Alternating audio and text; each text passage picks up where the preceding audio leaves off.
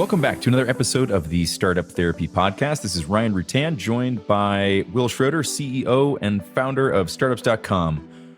Will, we're digging into an interesting one today. We've got this situation that you and I have both faced, and we certainly hear it from the thousands of founders that we talk to on an annual basis. I no longer love my startup like I used to, and I don't know what to do about it. It's kind of true, though. Yeah, I mean, I think we have a few situations that we ultimately deal with, and I think some of us have been there in different stages of our business. There's one stage where I've just been doing this too long, right? I mean, the startup was great. It's a cool startup, whatever. Yeah. I just been doing it too long. Another version is the startup itself is actually just kind of boring. And I mean, I can give some examples of where I've been through that myself, but it was kind of cool when it started. It was novel. It's not novel anymore. Another version is startup's fine. Everything's good. I'm kind of tired of not making money anymore. I'm just kind of at a point where the novelty of startup life just has caught up to the not novelty of regular life, and I'm ready to bail. But I think no matter what the situation, and there are many, it all comes back to, what do I do about it? And I think it's worth digging into today. Absolutely. So what do you think what are some of the early indicators, right? Because I know that it's easy to diagnose once you're sort of fully there and you're like, I don't want to do this anymore. But what do you think what are the early harbingers of doom that we're on that path? It's like any relationship. I think you know it when something is off, or said differently, you wouldn't be having these thoughts if everything were on. I think right. You wake up in the morning, and the moment you wake up, your first thoughts in the morning aren't, I can't wait to get into my startup. It's, I got to do my startup. Right? I mean, I think that's with any relationship, with your job, etc. Yeah. The moment you feel that in your gut that something is just off, it's broken. It's kind of that simple. Yeah. And I've never seen a version that looks something different. No, I'd agree with that. Yeah, I'd say that once you start to have that feeling, I was just wondering, are there any other things that we could kind of pick up on, early keys, other indicators? I've often found that before I realize that I'm disinterested in something, my interests just start to pick up somewhere else. I was just which is a bit different, right? Yeah. Yeah. Yeah. It used to be on Sunday night, I'd run to my computer and try to plan for the week ahead because I was super excited about what I was going to do. And now on Sunday night, I've still forgotten that I run a startup, or I just don't want to think about it anymore. You know what I mean? Right. And I think what's challenging for all of us as founders is this isn't just a job for us. This isn't just something where we're clocking in and getting paid for something. Usually we're not getting paid anything. For us, it's so much more personal. We always make the slightly tortured analogy of it's like creating your own child. Now, Ryan, you and I have children. I like to believe that it's a very different experience, but it's something you've created. It's very much a part of you. It's yours. And to lose interest in that metaphorical child, I think creates a deep sense of guilt. And I think that's where these challenges start. I'm not allowed to lose interest in something that I created. And I that concerns me a lot. The child analogy is good here because you're not allowed to lose interest in them either. And you're certainly not allowed to talk about it, right? You're not allowed to feel that way. And you're like, I just really don't like this third one. Like he's not as cool as the other two. Well, it's probably true. But I think that's part of it, though. When I talk to founders and I can hear them implying that they're kind of bored, they don't mind saying they're burnt out. But it's hard to say, my startup just isn't that cool anymore. It's hard to say that because it's yours. You're used to fighting for it. You're used to promoting it. You're used to telling everybody, people you want to get on as investors or employees or trying to get the media's attention, that this thing is great. It's hard to reverse course. It is. And there's a big difference between those two things too, right? Like we often run into people that are expressing feelings of burnout. And that's even sometimes used as a badge of honor. You're like, oh man, I'm so burnt out, i.e. I'm working my tail off. I'm putting in long hours. I'm doing everything I can. I'm thinking about this constantly.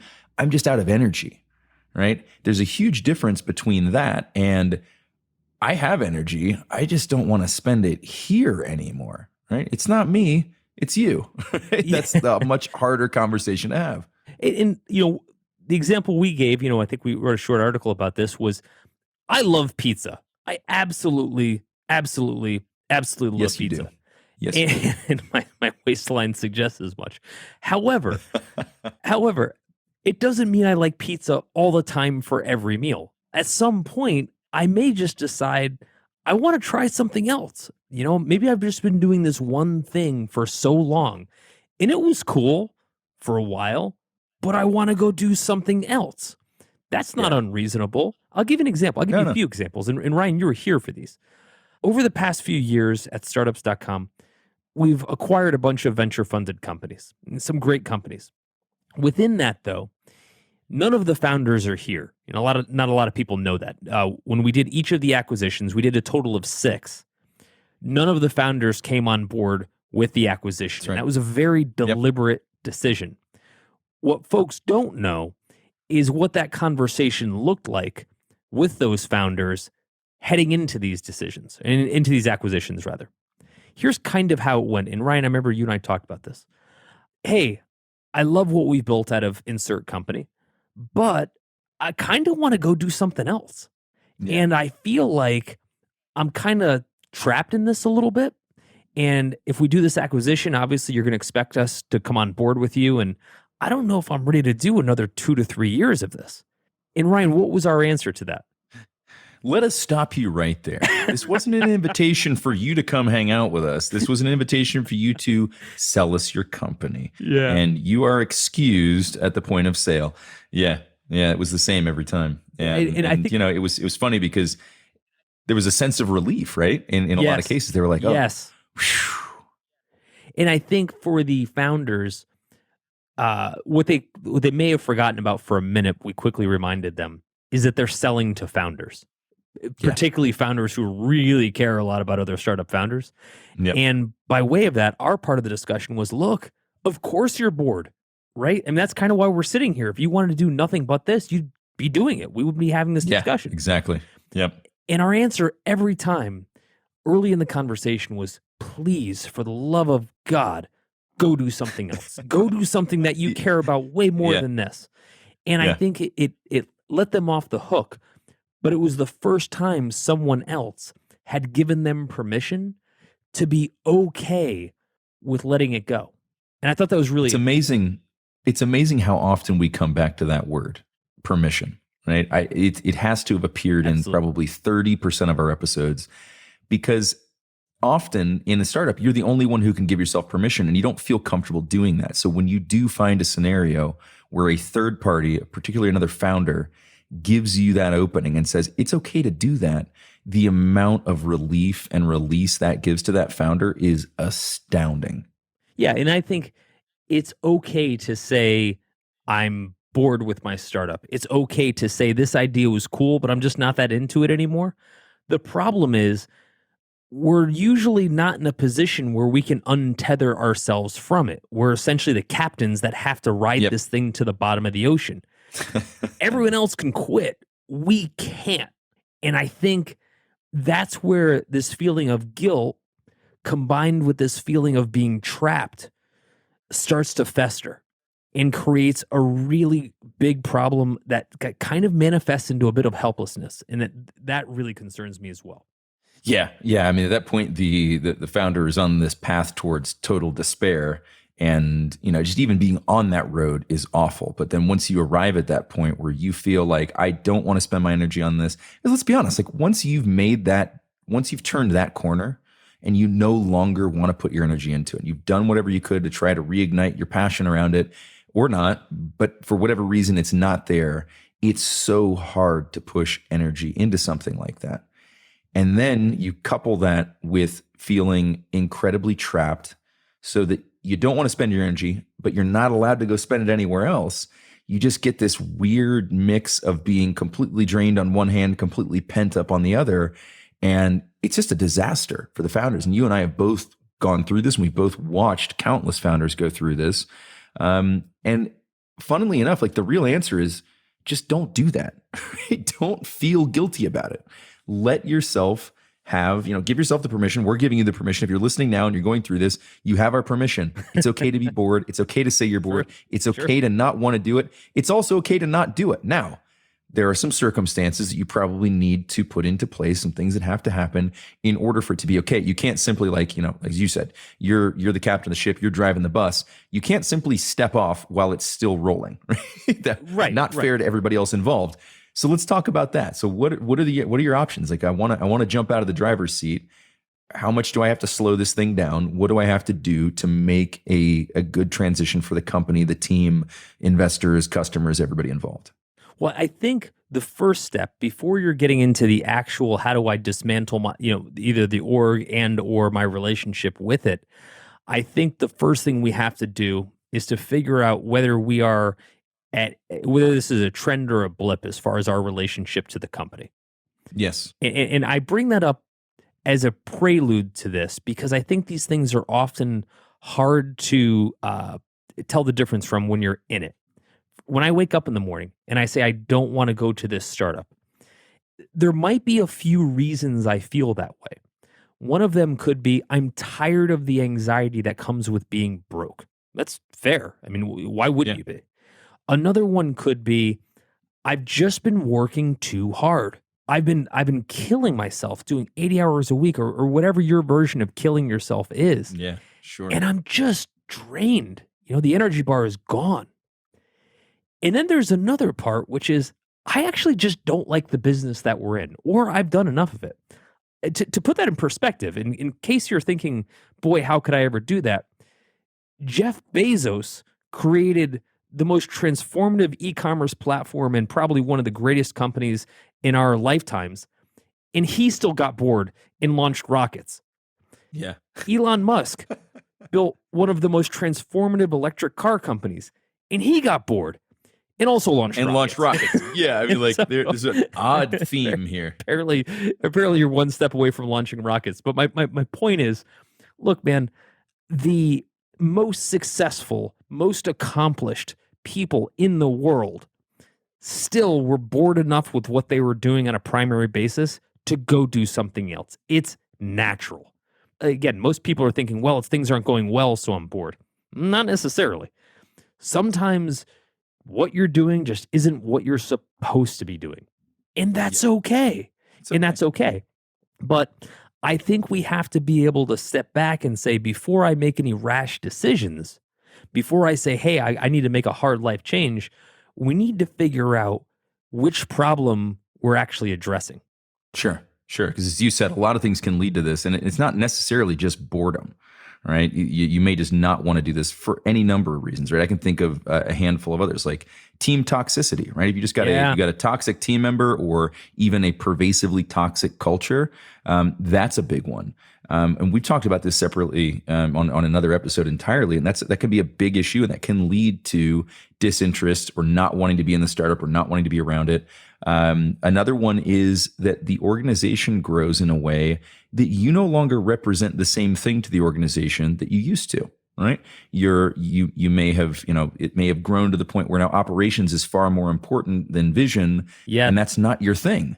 Right. And so just what is required of you changes over time, and therefore your interest may, right? If all of a sudden it becomes like, the key to success is great financial planning from this point forward. It's just a finance function. We got to figure out how to make the most of our money as we move forward. And that's going to be it. If that's not your thing, that's not your thing. You may not want to do that. So to your point, I think it's really important to lean back a little bit and think about what are the factors that are driving you away. And I think in a lot of cases, it's going to be more than one. It's going to be some confluence of events and factors that are pushing you back away from it. Sometimes those are reparable, sometimes they're not. But absolutely agree with you that if we're going to talk about options for bowing out or making major fundamental changes to our involvement in the business, we need to make really sure that we've done a thorough analysis as to why and what the likelihood is that this is something permanent versus, a blip in the radar, something cyclical that we can kind of work around. Yeah, because Ryan, I think that sometimes we'll be running this thing for so long that we'll forget that normal rational people get breaks in what they do. Normal rational people have a like that. Yeah. vacation. They Yes. actually stop doing what they're going to do. They stop hurting themselves long enough to repair themselves. Right. We're in a business where that's often a second thought or not a thought at all. And Yeah. so if I'm running for 6 years, 7 years, and I'm like, I'm just bored of this business, you probably are. And that's, again, probably rational. But if we dig a layer deeper, we may also say, when's the last time you took a 2-week solid vacation? And you're probably going to Right. say never, right? Or it was tied to a family function or something like that. Or, your brother got married or something silly like that. In other words, you didn't just be able to take a vacation where it was just full recharge. And I see that a 100%. lot. And I bring that up only because it could be a blend of these things, or one thing could be masking the other. And I'll give you a couple personal examples that I've had where I've had the benefit now of retrospection to be able to say, was it this or that? When I was running Blue Diesel, the ad agency, we were growing quite a bit. We'd become a pretty big agency. We had probably about 600 people at the time. And I remember walking into work, and it was beginning of August. I remember plain as day. I remember walking to work, and we'd just constructed these 2 huge 100,000 square foot buildings, a monument to our success or whatever. And I remember thinking, I don't want to walk in the door. I don't want to do my job anymore. And that's a bit of a problem, when you're running the company. And A little bit. I couldn't understand why. I was really confused. And I was young. I was probably 26 maybe. And what I realized in retrospect and what I realize now is I just didn't want to be doing that job. I didn't dislike the company. I didn't dislike the people. I didn't necessarily dislike the business. I just didn't want to be the manager of a company. I wanted to be doing something more interesting. And I was about to go into 12 hours of meetings about upcoming meetings. Yeah. And that just sucked. Now, unfortunately, I would say I didn't handle it well. And let me just kind of break this out because it'll serve maybe as a little bit of a structure for how we talk about this. I didn't handle it well because I couldn't decouple, I just don't want to be doing this job with, I don't want to be doing this company anymore. Sure. If I had a little bit more wisdom, or if I had better mentorship at the time, my guess is I could have said, I need to find another role in the company to get restarted. And if I'm really being honest with myself, I need a friggin' vacation. I need a sabbatical. I need way more than a vacation. I need probably 6 months off at that point where I just did a hard reset and said, let me just see where I still fit in the organization. I needed a much different approach, but that's not the approach I took. The approach I took was, I don't like this. I don't want to be here. How do I get out? Yeah. And again, I'm bringing this up because I was addressing some of the wrong symptoms. And it's not uncommon, right? This is one of the scenarios that I brought up earlier, which is that now your relationship to the company has changed. And in your case, I know for a fact, the way it changed was over time. It wasn't as if there was some cataclysmic event, right? And now I'm in a different role that I don't like. It's a bit of the boiled frog syndrome, right? It's changing slowly over time. You don't feel it. It creeps up on you, and then all of a sudden you realize you don't want to be doing what you're doing. And I think this is part of why. I don't think it was lack of wisdom. I mean, of course, now that you've been through it, you can look back on it. But at the time, it would have been hard for you to see because you hadn't intentionally changed your role to that. Right. And I think that puts founders in this position where we feel like, because I'm now doing something entirely different without any intention of my own to have arrived at this point, it makes you feel like you don't have the power to change it to something else. Yes. It's sort of like, do I just ride it out and wait till it changes into something better? Because it changed into something bad. Maybe if I wait long enough. And then this is where you end up in that being kind of controlled by the guilt, being, feeling a bit powerless. And that's a horrible situation. And the other piece, which is absolutely true for most founders, is the one that you brought up about not taking a break, not giving ourselves any rest, not allowing a recharge. When I call Tom Brady on a Monday morning and I say, hey, Tom, what'd you do yesterday? And he's like, I won the Super Bowl. And then I ask him, what are you doing today? You know what Tom Brady never tells me? I'm playing in the Super Bowl. You just don't do that, right? We're the only people in the world that put ourselves through this over and over and over and never think to take a break and go to Disneyland. Right. And I don't know why, but it's average, right? This is par for the course, what we all do. Yeah, it's nuts. And when I think back again, I'm thinking through progressions. Having done 9 different companies, I'm thinking about how the different companies ended. The next company I'm running is a company called SwapElisecom. It allowed people to get in and out of car leases. And after a few years, I mean, this thing grew so fast. After a few years, this is circa 2001, 2002, we were doing about $1 billion in car lease transfers, which sounds like a lot, but car leases are worth a lot. So doing billions doesn't really mean much, but it was still a good, healthy business. And I woke up one day and I said, I don't give a shit about doing car lease transfers. And I can't get excited about it. I just can't, right? Like I'm so glad we created this thing that helped a ton of people. It was a cool service, great business, good, healthy business, whatever. I just don't care about the product. I'm not sure how I could. I'm a very passionate, creative person. I don't know how I was going to jump out of bed saying, I cannot wait to transfer somebody's car lease today, right? I just couldn't get there. and at that moment, I'm like, I'm out. Yeah. And did I feel guilty? I did. Because one minute I'm sitting there pitching the business, talking about how it's the future of something, and I'm trying to get other people to get excited about that vision. Yeah. And the next minute, I'm abandoning the vision that I helped create. And that made me feel incredibly guilty. It made me feel like I can't leave because I've locked myself into something. And I think this is where the self-imposed jail starts to become very real. 100%. And I think and founders often forget we can quit. I mean, we can quit in different ways, but we can quit. And by quit, I don't mean give up. I mean quit as in stop doing shit we don't want to do. Yeah.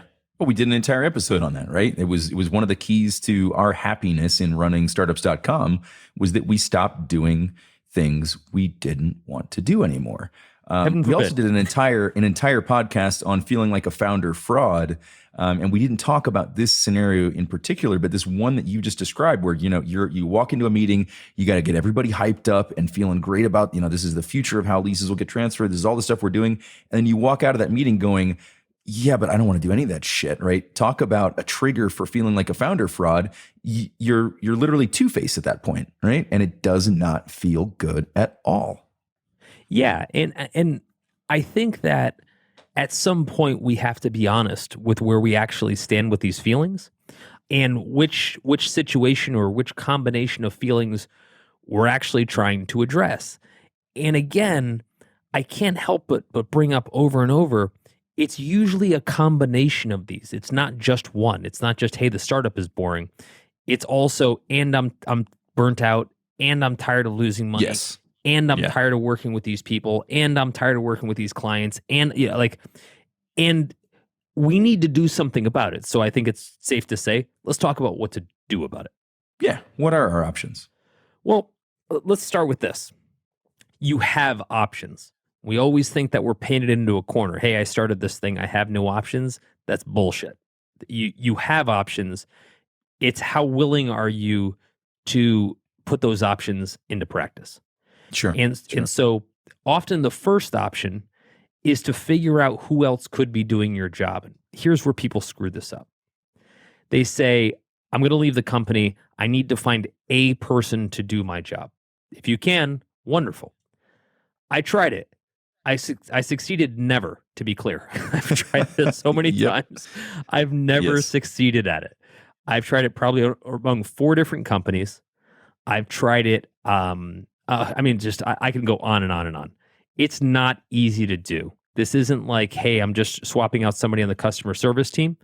This is, I'm trying to swap DNA, responsibility, vision, all of these things that don't just show up in your LinkedIn profile.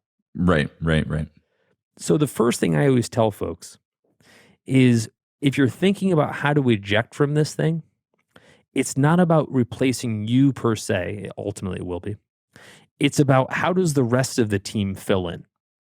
And I think when you take a broader approach like that, it starts to become a lot more palatable. And by the way, that's if you have a team. If you're one person running the thing, it's fairly binary. It's either you or it's not. And it's also a lot easier to make the decision to shut it down or to bow out if there's just you, right? Yeah, yeah. A lot of the guilt comes from letting the team down, letting the investors down, letting the customers down, right? If you're early on and it's just you, maybe you get some revenue, maybe you don't. It's a far lower pressure situation. Not everybody else is going to want to sign up for your vision or your version of where the company stands or your version of this or your version of that. What I've seen a lot of folks do, myself included, is they're trying to get a carbon copy of themselves, the DNA, the passion, the way I would play it, etc. And they're just looking for a multiplicity version of themselves where they plug that person in and they go do something else. And it sort of works doesn't out kind of like that, actually. Yeah, it works out exactly like that, right? It doesn't go the well. third replacement's now got pizza in his wallet, and he'll only answer questions if you feed him Coke, right? Such a good movie. Such a good movie. But here's the thing. I think the first step is just being very honest that I need to get out of this thing. I think that's the hardest part of all this, is that we don't want to make that admission that this thing is broken for us for whatever reason. And the reasons can all be valid. But just saying, look, I need to make a hard cut. Most founders I know that probably should be making the hard cut just refuse to do it. Somewhere between pride and guilt and opportunity and all of these things, they just get deadlocked in it. And I was too. I tried on numerous occasions to find someone else to run a company for me, and it never worked. I found great people. They're good friends of mine. It just never, ever, ever worked. Where I made the mistake is I kept trying to replace myself with one person. So bringing back to this. Yep. What I would have done in retrospect is I would have tried to figure out first how to level up all the people that are part of the organization to give them 20 to 30% more responsibility. Yes. Basically to spread the load. Yep. And this is where I think it gets interesting. And I think in another episode, we might've talked about this, about like basically how to replace myself, or, someone else should be doing this. And it's all the same things apply. But I think the first thing to do is start to not jump out right away. Just say, hey, it's a hard cut. I'm out of here. It's to start to say, let me try to push as much responsibility onto the folks of other parts of the organization, ideally reward them accordingly, and try to get 20, 30, 50% of the burden off of my shoulders and see how that feels. Maybe that's where I'm stuck. Heaven forbid I try to replace myself or shut down the organization, only to come to find later that actually the issue is I just needed a less workload. Imagine that. Yeah, and we talked about a lot of these things in that other episode as well. Different ways that you can kind of load balance and a logical people to take on additional responsibility. And it's funny, we don't think about it this way, but as that company grows, we start off as being responsible for everything. And so there's some degree of kind of planned atrophy here, where you have to, as the company grows, as a founder, you're consistently handing pieces of that responsibility off. What's interesting is that there's probably a way to map that to some of these issues we're having, like founder boredom or burnout, depending on what we hand off, right? Sometimes we hand things off opportunistically based on who's on the team that can take it on, rather than I'd like to get rid of this because I don't want to do it. And sometimes what you end up doing is giving away all the good tasks, things you enjoy doing, and you're stuck with the shit that's left over. Right. So being a little more careful about how we go through this atrophy could actually be highly beneficial to keeping us out of the situation. But if you're already there, understand that this is kind of a natural part of founder growth, is that you have to start to shed some of the responsibilities. You can't hold on to everything. And certainly if you're actually trying to extricate yourself from the business, you're going to have to do that. You're going to have to divide those tasks out, give them to people across the organization, kind of opportunistically or based on their skill sets. And you may have to bring in some additional resources to cover it. But to your point, trying to do that with a one shot, one kill, bringing in your one person replacement, extremely difficult, unless you're Mark Zuckerberg and data from next generation happens to be available. That's so true. Every time I see him, that's exactly what I see now. Still one of my favorite memes. Oh gosh, so perfect. But here's what I think. I think when I start to get burnt out, and again, this episode isn't about burnt out. It's saying I lost interest. I don't want to do this startup. Yep. Regardless, we often still have a stake in the startup. So we have some skin in the game. So we have to be very mindful about how we start to separate ourselves. It is possible in some cases to do less of the work. If possible, we can, move that over to some other folks. Yeah. It may be the case too that it's not that I want to go do another startup. Like I'm kind of like what I'm doing here, or I like the fact that I like the team. I like some other parts. I'm just, again, a little bit fried on this concept.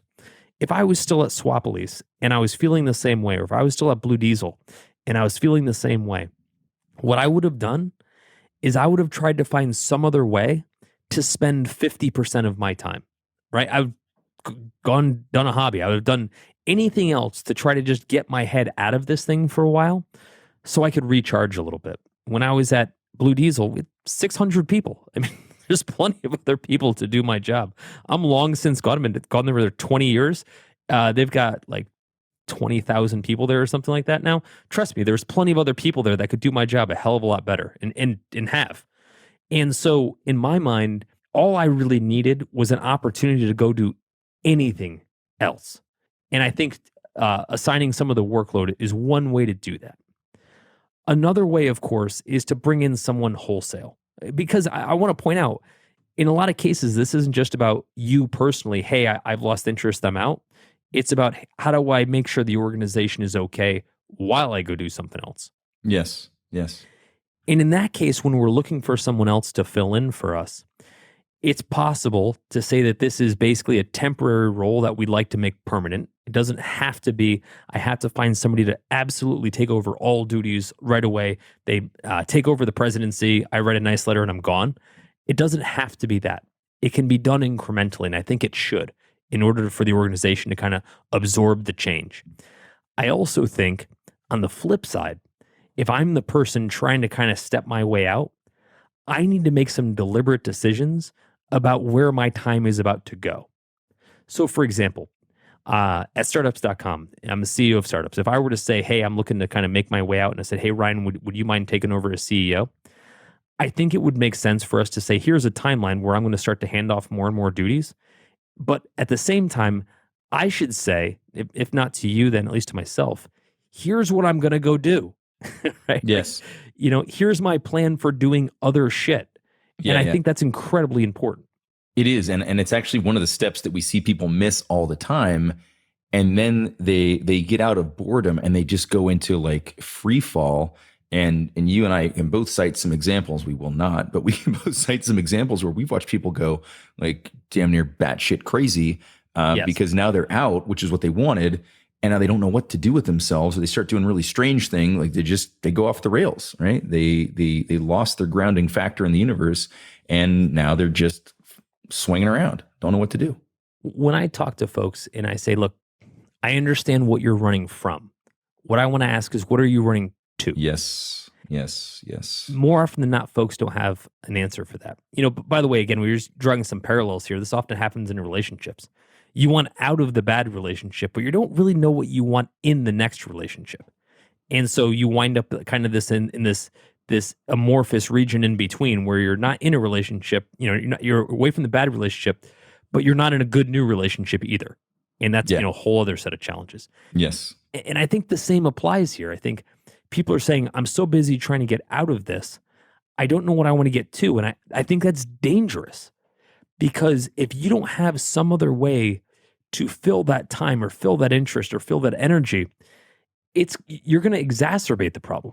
Now you're not doing the thing that you started, and you're not doing shit with your time otherwise. It's you dreadful. Thought the guilt of wanting to leave was bad. The guilt of leaving and not doing something better with your time, far, far worse. I mentioned to you yesterday in Slack how I have no lack of friends who have gone on to sell their companies and have just driven themselves damn near insane because they don't know what else to do with their time. Yeah.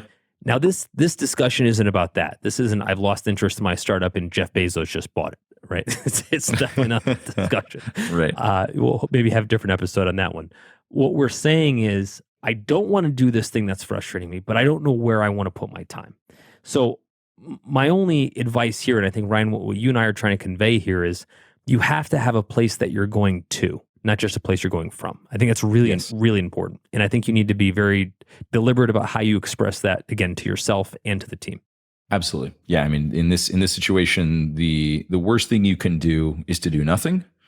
Right. By that, I mean, by taking no action while you're still in the startup.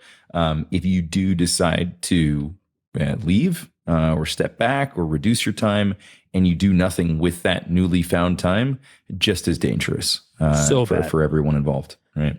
I think what drives this is we don't have a good sense for what we're trying to move toward personally. And then, by the way, that thing you're trying to move toward doesn't necessarily have to be work. It could be personal. It could be, I just want time to go do something. Like, Ryan, you're enjoying jiu-jitsu and soccer. I'm enjoying building stuff and carpentry. Those are things we really enjoy doing that have nothing to do with our jobs. And actually, I think that's why it works. I think that for a lot of folks, they stew on this and they say, I hate what I'm doing. I hate what I'm doing. I hate what I'm doing. But they don't get to a point where they're saying, if I don't do something about this, bad things are going to happen. They just say, if I don't do something about this, I'm going to continue to be bored and angry or whatever it is. And I think that's the least important thing you should be concerned about in the short term. If you're not engaged on a plan to fix this, the organization is going to take a header. Yes. I've never seen a prosperous organization that involves the founders or the leadership checking out. Seriously, I've seen companies, not at the startup stage. I've seen companies certainly that are well and mature and the founder's long since checked out and he or she earned it at that point as far as I'm concerned. Yeah. But I mean, in the very formative stages, when you're still fighting for your supper, it's not the time to check out. With all these startups, no matter what happens, it's okay for our feelings about these startups to change. That's fine. It happens. What matters is what we actually do about it. That's a wrap for this episode of the Startup Therapy Podcast. This is Ryan Rutan on behalf of my partner, Will Schroeder, and all the Startups.com family, thanking you for joining us. And we hope you'll continue to join us. Be sure to subscribe, rate, and comment on iTunes or wherever you love to listen to Startup Therapy. You can find all of our episodes at startups.com/podcast. If you're looking for more amazing resources to launch or grow your startup, be sure to head to startups.com and check out Startups Unlimited. It's everything we have to offer, from our online university to our amazing community of experts and founders, and even all the tools we've built like BizPlan, Fundable, and LaunchRock. It's everything a founder needs. Visit startups.com/begin. That's startups.com/BEGIN. You'll thank me later.